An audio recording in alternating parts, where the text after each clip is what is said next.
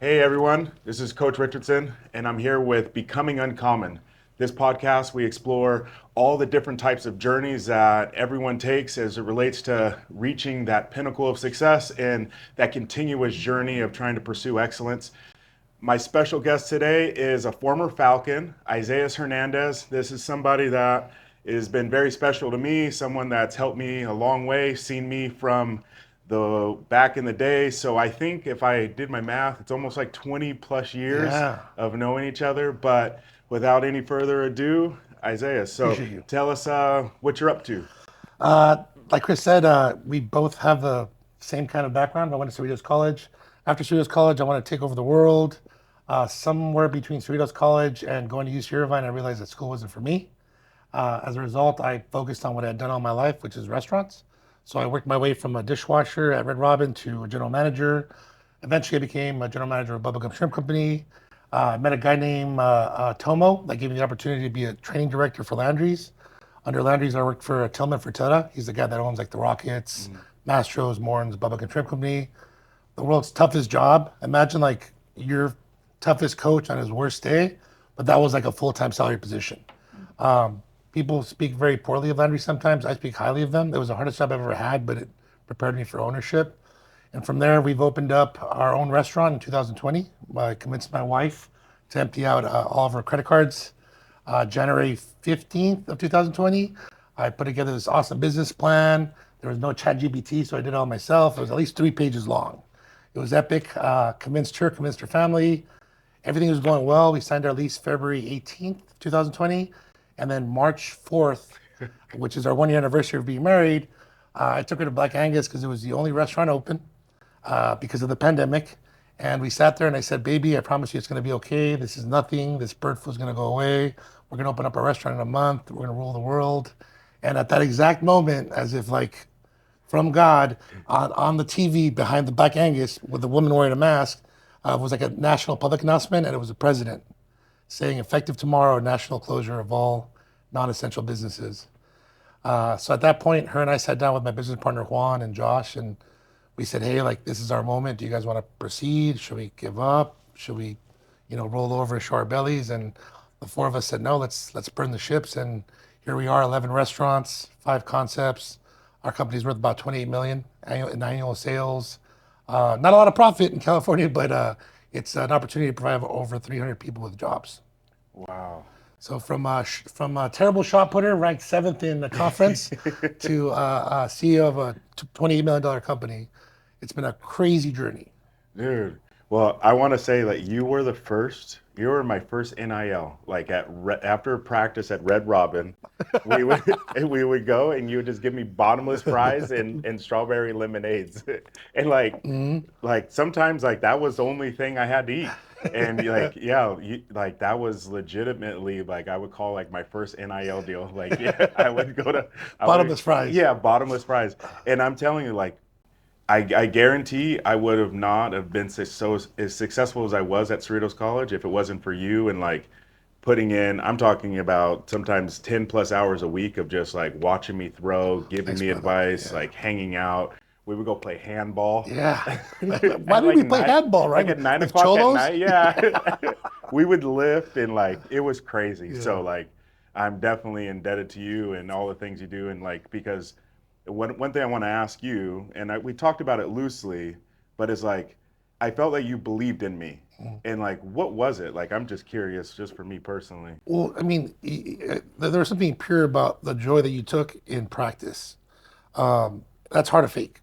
Like when you meet somebody and then like they're incredibly proud of what they do, it's a very powerful thing. And I remember you showing up and you had these really beat up shorts from high school, and I had beat up shorts. Like you could tell we both grew up not wealthy, not in a the perfect ideal state, but like I could tell something like by the way you walk that you had to carry yourself through a lot of these like same things that I did. Like there's a lot of parallels I think in our lives, and I think life is about chemistry and timing, and we had the chemistry and the timing was right because at the time I was lost, and for me looking back, connecting the dots, I think Coach kept me around not because I was a B minus shot putter and I never went to practice and I made you go eat fries instead of eating healthy, but like he kind of saw that like my gift was like putting people in the right places and then kind of creating ecosystems and like making a family out of it.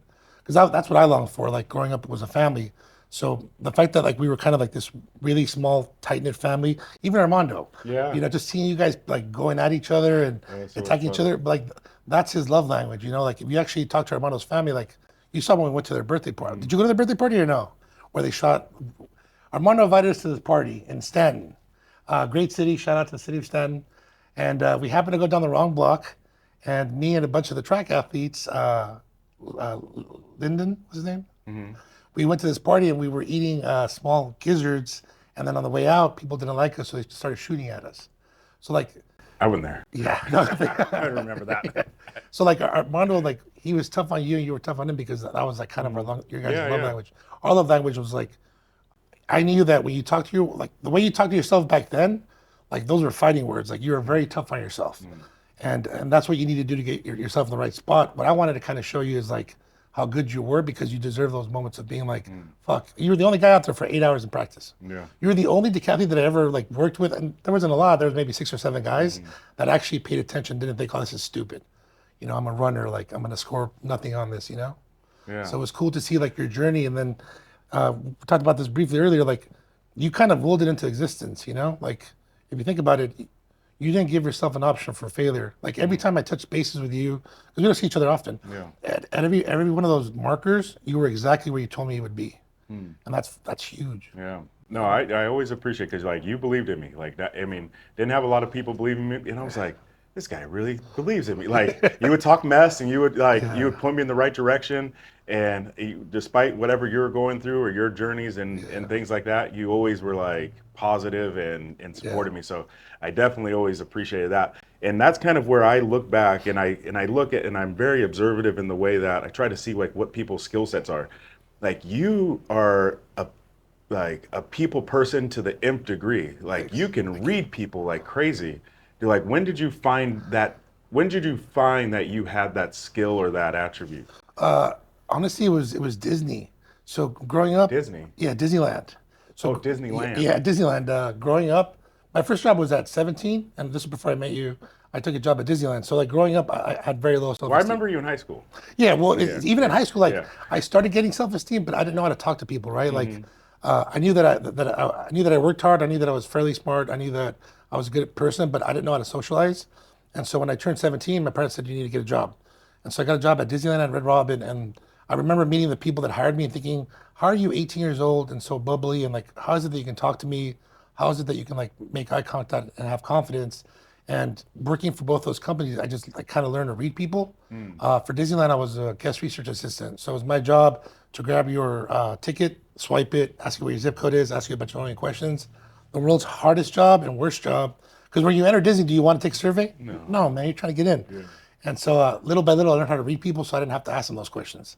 Like I would pick up on nonverbal cues. So for me, it was always like, I appreciate like seeing people, because it was so long for me to get involved with life that I was such a like bystander that when I got involved with life, I was kind of able to use that like gift, you know? And so like looking back, like you said, like you're going through college because very intelligent, very academically, like academics wasn't a problem for you. Like school stuff wasn't a problem. But yeah, you kind of found that you wanted to go into a different path. But when you look at that, what are some of the things that I guess, like when you look back, like what did you want to do at that time? Like if I were to ask you, like, okay, what are you going to be in 10 years, Isaiah? Like when you're 18, what would you have said? I said lawyer, but I really, lawyer. I wanted to be a lawyer when I was 18. My entire life, well, I was programmed, right? Okay. So first generation Mexican American. So like at the age of the pick, doctor or lawyer. Yeah, at the age of 4, my dad's like, you're going to be a lawyer, and I was like, lawyer, word. Okay. Yeah. You know, and I hung out with, I stuck with it. Now in retrospect, I would have loved to have been a lawyer. That's a great job. Attorneys get paid $600 an hour. At least mine does. So Jackson's for sure lawyer. Like when you meet my son, he's coming right now. Like I've already programmed him. Okay, good. But for me, like what kind of put me in a position where I didn't continue that path was just a lack of discipline. So like I could have learned more from you, the discipline part. You know what I mean? But for whatever reason at the time, like I saw the socializing part. Like I learned to like talk to people, and like I was growing this ecosystem. I hung out with you. I hung out with Armando. I hung out with the cross-country people, the football players, and I enjoyed it so much that like I lacked the discipline to be able to pursue a career like that involved school, you know? Like I wasn't able to finish my college degree because of that. And then on top of that, like my dad got sick, my mom wasn't able to work, she got sick as well, and then I found myself kind of being the head of household at like 25. Okay. Yeah. So like, so you're a little bit of a derail, but now as you look back, like what kind of advice would you give yourself then as it relates to like, you look back, we always say like, oh, if I knew now what I knew then, I'd Yeah, be, and sometimes we knew that information, we just didn't know what to do with it. yeah. But what advice or what would you tell your 18-year-old self? Humble yourself. You don't know what you're talking about.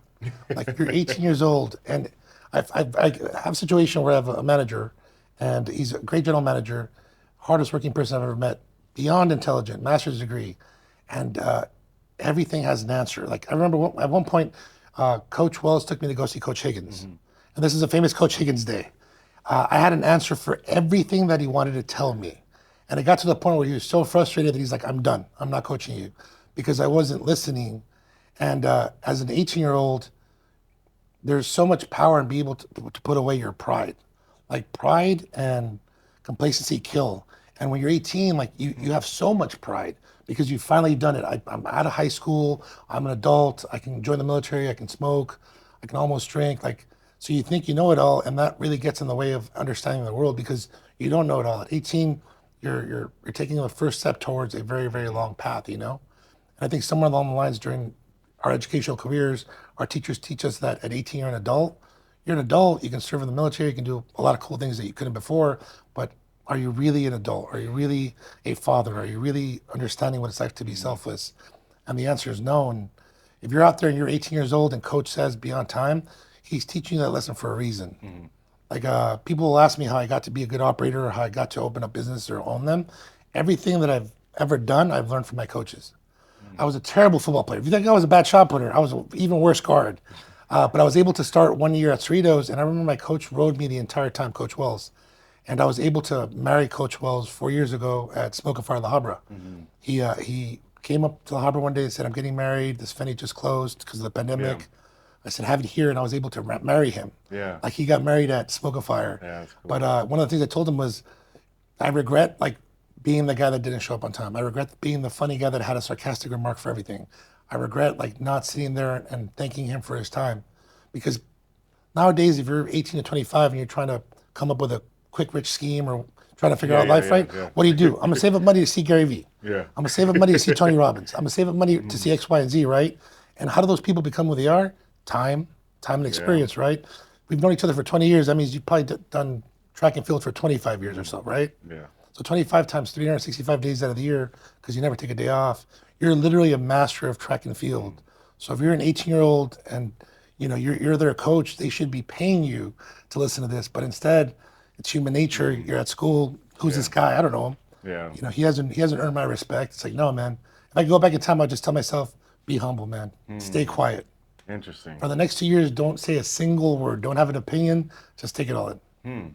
So like now as you're a leader and like becoming uncommon, yes, like obviously we've seen the bobs and weaves of your journey, but now as you're a leader and as you're mentoring, like how many employees do you 385. Okay. 385. More than I thought. All right. So like but you have to Yeah. work with all these different people, and over the last few years, what are some of these things that you're noticing just from you as you're learning how to be a leader that you thought you knew how to lead, but now you're realizing like, okay, it might have sounded good, or I thought it was a good idea or a method of leading, but now I do it like this. You know, I think the Bobby Knights of the world should stay in the past. And I was very much a Bobby Knight. I was very much I'm going to run through this wall, and you're going to be so encouraged by the fact that I ran through this wall that you're going to run through this wall with me. What you don't realize is very few people can keep up that lifestyle. So if you're constantly in pursuit of excellence, but you're not showing that love, you're not following through with the why, you're not following through with positive coaching, the affirmations. Hey man, I was in the same place you were. I get it. Fifth place is fifth place out of five. That's rough, you know. But for every time I was fifth place, there was one time where I was first place. Like the feeling that you get from that. If you don't follow up with the tenderness, like you'll burn people out. You won't even just burn them out of like working for you. You'll burn them out of the industry. And there's been a couple of regrets that I have where I was too tough too soon, or I was too tough at the wrong moment. Like I told you, chemistry and timing, right? Yeah. I had great chemistry with these operators, but it was the wrong timing. You know, something was going on at home. They missed home. They didn't have their parents. For a while, I worked for Raising Cane's. That was the last job I had. Really? Raising Cane's was the last job, and it taught me everything I know about restaurants. And working on the road, I was their new restaurant opening manager. So I would literally take a team from California, my buddy Josh, Sean, Ken, just different trainers, and we would travel. We would set up shop at a restaurant. We'd spend a month, open it up, and then leave. And I learned so much about people, going back to like, you know, my passion for like reading people. I was in 5 different states, over 35, 40 openings, hundreds of employees. But that's really where like I learned like everybody's different. And I think you and I came from a different era. You know, like back then, like there was different ways of talking to people, but you always had that one coach that was tough on you and you always looked back fondly of them. I think that in the long run, those coaches burn out and then you have bad situations. So one thing I would change immediately is that. I would also say, I would teach people how to rest. Like you and I have a motor. We run 7 days a week. You know, I woke up, went to the gym. I'm here. I'm going to stay here till 9, 10 o'clock. It's Sunday. I should be with my family. Not everybody can do that. So, and I wouldn't say that we're special. I would just say that we're different, right? Going back to caveman days, there was people that were early morning risers. There was people that were night birds. That's how we, as a civilization, that's how we took care of ourselves, right? When we started evolving. Like you and I are those type of people that are always working. That's not always healthy for everybody. So one thing I'm teaching myself as an older man is how to rest because my body's not doing as much as it should be or it's starting to hurt, you know? I give myself shingles at the age of 43. Wow. You can't even get a vaccine for that till you're 50. Dude. You're an early raiser. Early, That's good. yeah. So, but when it comes to now, like you just brought it up, like being a father now, like I know, like that's for me, watching you, somebody that I care about, like go through this, like, and I obviously being a father myself, like I know how much fun it is to have a boy. For sure. Like how has your perspective changed as it relates to like your business practice, your leadership, everything? Like once has it changed, and if so, like how? Just showing kindness. I'm at a point where Jackson is so beautiful that like I see him in everybody. And so 2 years ago, if this employee showed up 5 minutes late, I would lock the door and say, "Hey man, we talked about this." For me, on time is on time. You know, now I'm to a point where I see myself talking to Jackson, or I see you talking to Jackson one day when he comes to be one of your athletes, or I see him talking to his first boss, and I'm a bit softer for it. And I think that that came with fatherhood. And I think the culture that I had with my family, like, I didn't really learn how to be soft for my dad. So seeing that being a first-time father, I'm seeing the benefit and the value from that. You know, like seeing people, giving a person a third or fourth chance sometimes, or normally I would have said absolutely not, moving on. Like you find some of those diamonds in the rough that you would have never found before, just by being a little softer. Yeah. Oh, wow. Yeah. I mean, like being a parent definitely, like, I remember when my son was born and being in the delivery room, like I started crying. Yeah. And it's funny now because like I'm like, why am I crying? And when was the last time you cried before that? Never, right? I don't. Yeah, probably never. Like I had to like wake up tear ducts, and I'm like, why am I crying? And I'm like, my life is, as I know it, over. Like how I think of who I am and what's important is no longer important. Yeah. Everything I thought of was just like flipped upside down. Yeah. Yeah. Well, I called my mom. I cried and I called my mom. And I said, "I'm so sorry. This is so hard." Like I must have been, and I mean, I was like an 11-pound baby. Jackson was 4 pounds. I mean, the entire process is crazy. If you're an athlete out there, don't have children at an early age. And when you do, don't look. You pay them to cut the umbilical cord. Why am I cutting the umbilical cord, right? It's crooked. Right? You did though, yeah. But that entire process, like, it's so humbling, and it's crazy the way life works, like full circle. Like, here you are, this like athlete that's fundamentally used passion to push yourself and run through walls and achieve all the goals you wanted to.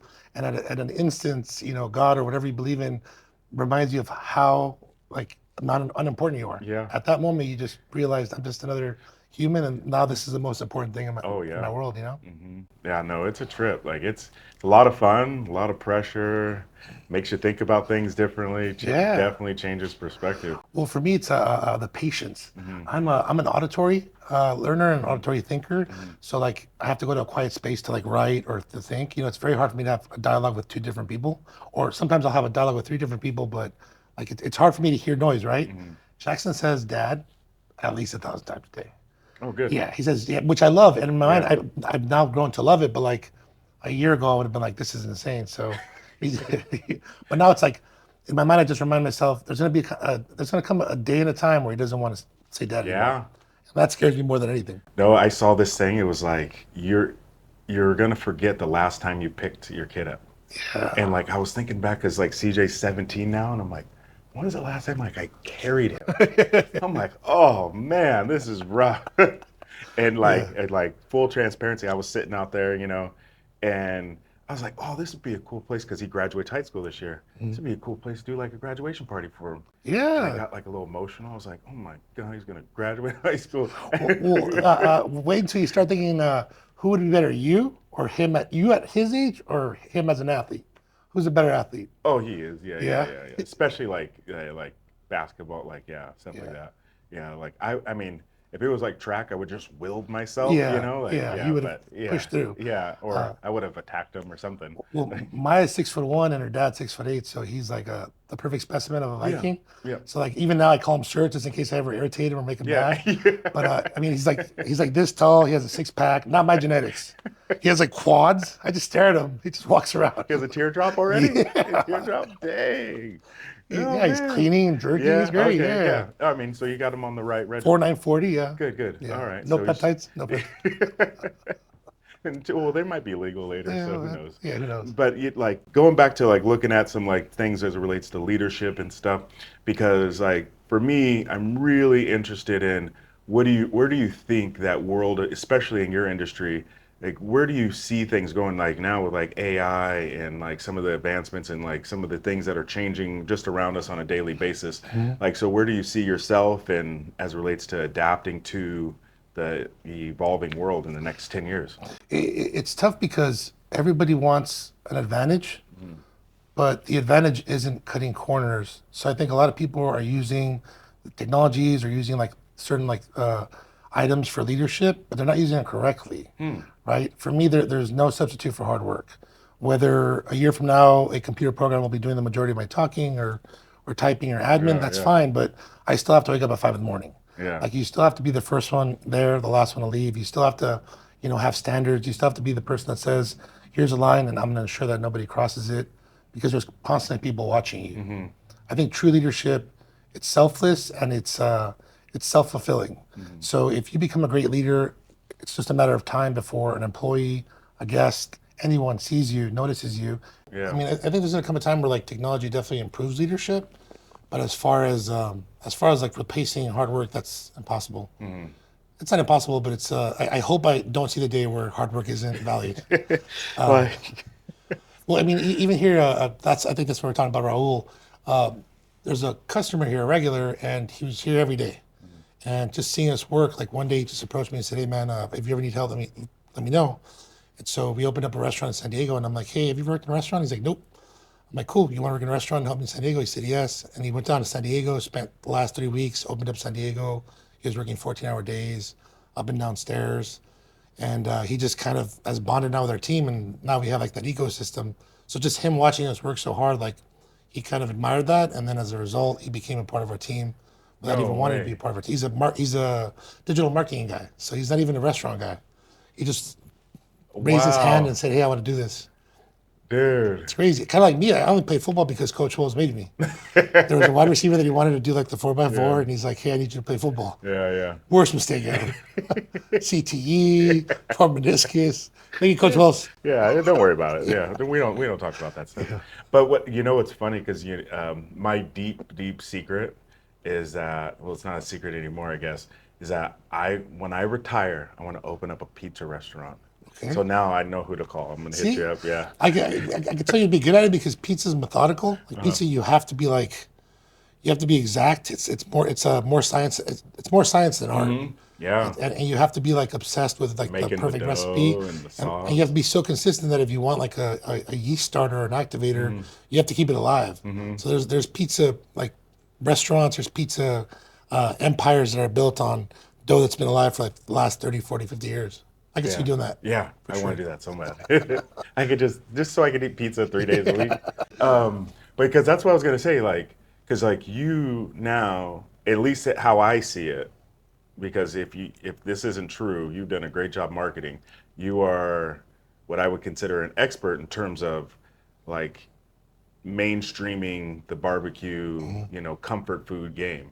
Like how did that come about? Like because you don't, I mean, at least hopefully I'm not, you don't have a traditional culinary background. No. Okay. I faked it. Okay, good. Okay, that's validating. This was my biggest secret too. But since we're revealing secrets, I wanted to be in corporate, like a director of something. Okay. And the last general manager position I had with Landry's, I was basically told, dude, it takes you 20 years to become a regional, and then 30 years to become anything above regional. And so I went online and I found this ad for a food and beverage director or assistant director at Wood Ranch Barbecue and Grill. And I applied for it and hit it off with the HR director, Googled, learned how to Googled a bunch of stuff. And then sure enough, I got the job. And day one, it was a 90-day program. Day one, I was with Raul in Irvine, the Irvine Wood Ranch. And Chef Raul looked at me and said, "You've never done this before." He's like, I'm not going to tell you. I'm going to give you an opportunity to prove yourself. I'm going to teach you everything I know after 90 days. But if you don't have it, I'm not going to pass you. I'm going to call Victor and tell him that you can't do it. And so in 90 days, I did what you did. I willed it. I was the first one there, the last one there. I would close open. I taught myself everything I could about barbecue through Raul, one of the best teachers I've ever had. And then he kind of taught me that's one of the lessons that I learned later in life. If you will yourself to study something enough, you're going to become good at it. Like if you want to do pizza and you give yourself a certain amount of hours and you give yourself the structure that coaching taught you and school taught you, you're going to master that. Now, if you go into it blindly and refuse to use the things you've learned in the past because it's a different industry, that's where you fail. Yeah. So for me, there's two instances where I didn't do well. LA Live and Arcadia. Both those locations are closed now. Yeah, and so there's the first two locations that I closed, and it's very easy for me to get upset and just sit at home depressed. But then I think, 11 out of 2, I'm still batting, 800. Yeah, okay. You bat over 300, you're in the Hall of Fame. Yeah. But what helps me the most is understanding why that happened so I can avoid it in the future. Okay. Like I didn't do my research. I didn't do the fundamentals that made us successful at Smoke Fire. I didn't follow. I saw LA Live and I thought, we don't have to do any work. We're going to have this crazy location, marketing in terms of the flagship store. It's in front of the Lakers. It's in front of the Kings. It's going to be an easy deal. And I didn't study the small details enough to realize that we didn't fit in there. Same thing with Arcadia, like malls are dead. Understanding the demographic, understanding, the proximity from our local leadership. So if something happens, can I be there? Can I be there to sway public opinion? The answer is no. Even though it was a beautiful location, an awesome location, and we did very well for a long time, we opted to close it because it was just not something we could maintain. So I think, for me, really understanding, as you become a leader, add to your skill set, but never speak poorly of the skills that you've picked up in the past because you should be using those. Yeah. To this day, I remember the biggest lesson I teach my operators, right? Because right now, a big issue is how do you tell a 21-year-old feedback when they haven't received feedback? So if let's say you're 23 years old, right? It's a senior in college. That person during the pandemic never saw a coach, never heard, hey, you're not practicing well enough. Hey, you were late. There was no coaching. There was no pushback. There was no feedback. And so how do you teach somebody that they're not doing well? How do you communicate that to somebody without pushing them away, Yeah. Because I remember actually, it was me, Coach Wells, we're sitting at the Smoke and Fire over here, and you're like, I think I'm going to go open the LA Live. Yeah. And we're like, wow, that's crazy. It was like, yeah, it makes sense. That's going to be so cool. Why do you stop me? It's my fault. Yeah. No, I gave you the reassurance to follow it. Yeah. But Sorry, I'm a good friend. I think I called you maybe just followed up with something maybe 2 months later, and you're like, this contractor didn't put a beam or something. Yeah. And it was just this huge deal. Oh man. Oh, insane. And so that's where I'm saying where my next question is what are some of the different areas where you had to learn? Because I'm assuming you had to learn about construction. Everything, yeah. Right? Well, to become uncommon to master something, you have to learn about everything. Yeah. So, I could tell you things about construction. I can tell you conditional use permits. I can tell you from start to finish how to acquire a liquor license. I'm pretty involved with our legal team. So when it comes to litigation, I understand the documents you need, like what you need to do to set yourself up to be successful, to protect your business. You know, these times are crazy right now. You have to learn a little bit about food, a little bit about marketing, a little bit about just human nature, you know, like everything. I mean, the restaurant businesses are notoriously difficult to run, but it's because they involve people. And anything that involves people is messy, you know. Yeah. If you're in the textile industry or if you're creating furniture, it's inanimate objects that don't have feelings. In restaurants, we are dealing with guests that are people, employees that are people, leadership that's people, everybody. So it's a really tough industry to be in. And so, because like for me, there's certain things like as a coach, you got to kind of be a little bit of everything, right? I have to be I'm a business person, I'm a marketing, I'm like a psychologist, I'm everything, right? And there's certain things that I know I'm not good at, and because I don't like doing them, one, but that's just not where my skill set is. And so, with that, I've been very fortunate to surround myself with people that are good at those things and enjoy and are really skilled at doing the things I'm not good at. And like that's been such a blessing for me to be able to surround myself with that. What are some of those areas where you're like, I have a deficit in this area, and you make sure and who are those people that maybe help fill those gaps? It definitely used to be like the kind side, like the showing that gentle side that we talked about earlier. I was the way I was brought up, it was very much gung ho, like we're taught in college. You know, yes, coach, no, coach, Yeah. sorry, coach. There's no stories, there's no excuses. I think I missed this point earlier, but like the best thing I learned for leadership out of Cerritos, for example, football, not this time, not track football, was the art of watching film. So like nowadays, biggest opportunity is coaching a general manager, right? Hey, we talked about this several times. Like, it's not clicking. Like, what can I do to make it easier? Oh, well, I don't know. It's just too much, and I don't believe in the system. They're not comfortable with the idea of like looking within to get better. And so, as leaders, that's our next challenge: is how do I convince this 23-year-old the potential that he has? Like, if you didn't have that confidence that you had, how would I have gotten that confidence out of you? And then how would you have taken that confidence and run with it? And I think like watching film, like I remember vividly, I still have nightmares about it. You in junior college football, you're playing people that could have gone D1 but didn't have the grades or the will or the discipline. You're getting your butt handed to you. I've never played football, but I'm there for Coach Wells, right? And I'm hanging on for dear life as like three Samoan tackles are just destroying me.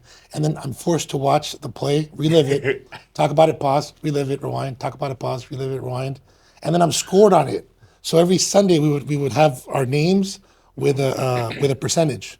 And the goal was to score, above an 88. I never scored above an 80. But like that taught me that it's okay. Like coaching is okay. Like feedback's okay. Like that's the only way I'm going to get better. And I fought it for a long time.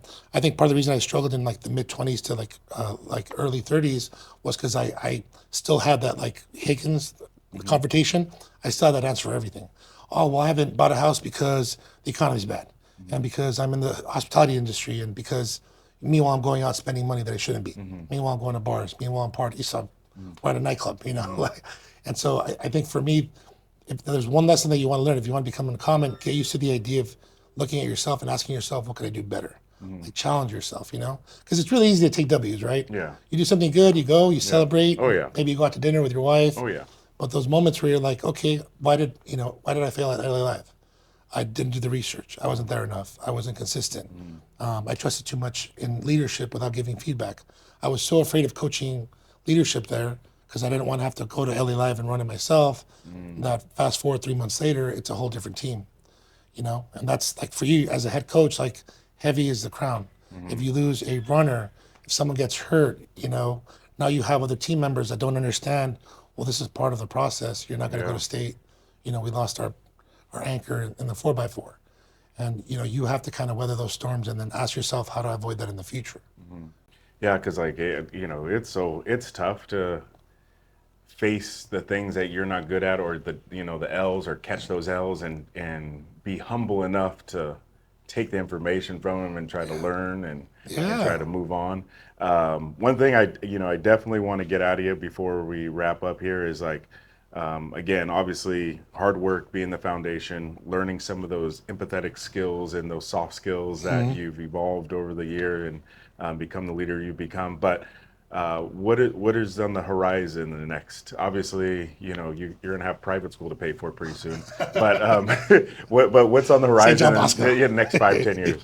I think I want to become a better dad. Okay. I want to become a better Christian. I want to become a better husband, a better brother. All the things that I kind of put aside to pursue my career, I want to get back to. Yeah. And I think I don't regret, not being there for parties. I don't regret, always flaking. But I feel like my life would have more value had I been there. Like there's times where I could have met up with you and I didn't, right? Like there's always something in restaurants. Yeah. If you're opening up a restaurant or business, if you think you're gonna have a personal life, you're not, right? But you can choose to say, not this one. Yeah. Not today, right? Yeah. Like if you're quitting drinking or you're quitting a bad habit, just keep telling yourself, not today, right? Don't think about I'm never gonna drink for the rest of my life or I'm never gonna eat carbs for the rest of my life. And so my approach today is like today, like not today. Like yesterday I had a concert, but today I'm gonna spend time with Chris. Okay. I'm gonna turn my phone off. Love it. I think if you can do that and you can quiet yourself enough, I'm gonna find what the next step is. I think I may have forced the next step with like growth in LA Live. Yeah. I think for me now is making it so quiet around me that I can hear that inner voice, the inner dialogue, or God, or whatever you believe in, telling me what the next action is, and then pursuing that with the same passion that I used to have before. Yeah. And if I can't do that, then I shouldn't take it. I love it. If I can't be there all the time, if I can't coach leadership, if I can't be there to maintain standards, then I shouldn't be doing it.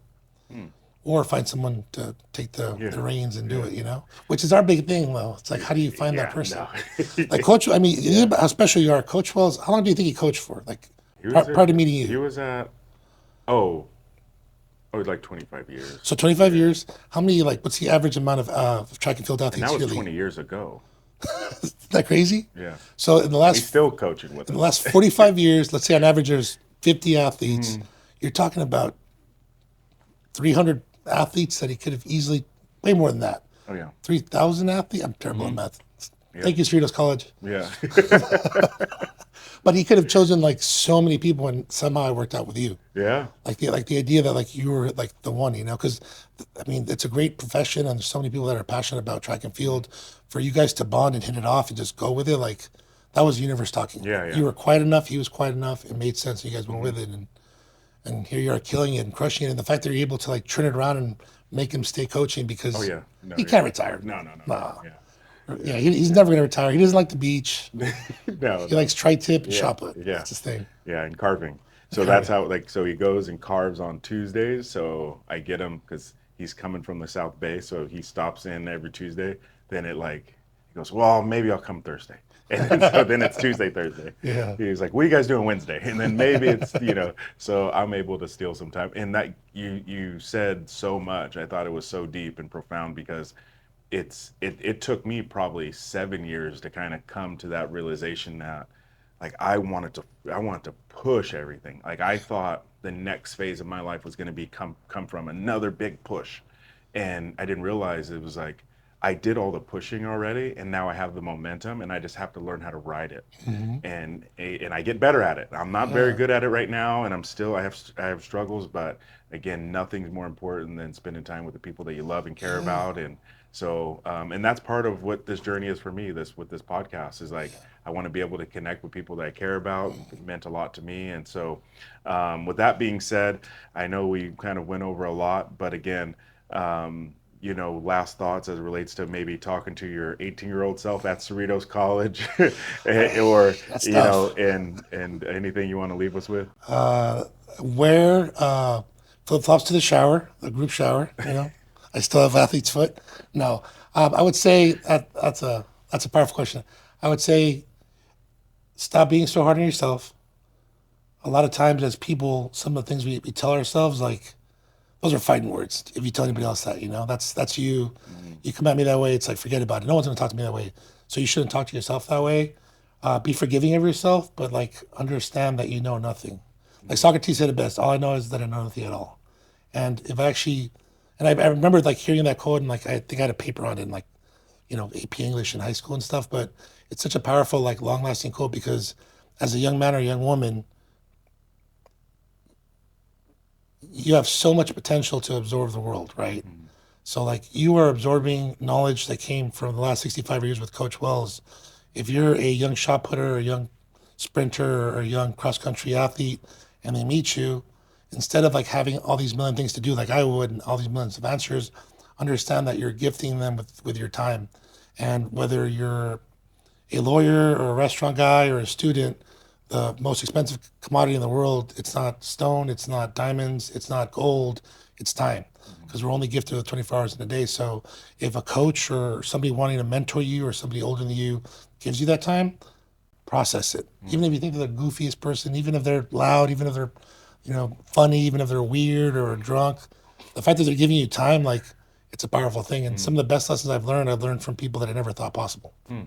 Like Coach Wolves taught me so much just about taking different people from different perspectives. Like Coach Will had people from Downey, people from Compton. He had out-of-state athletes. He had athletes that had terrible upbringings. He had athletes that had no parents at home. He had athletes that were rich, were wealthy, and his skill set was he was able to bring them all together and like make them a team. So for me, like that's powerful stuff right there.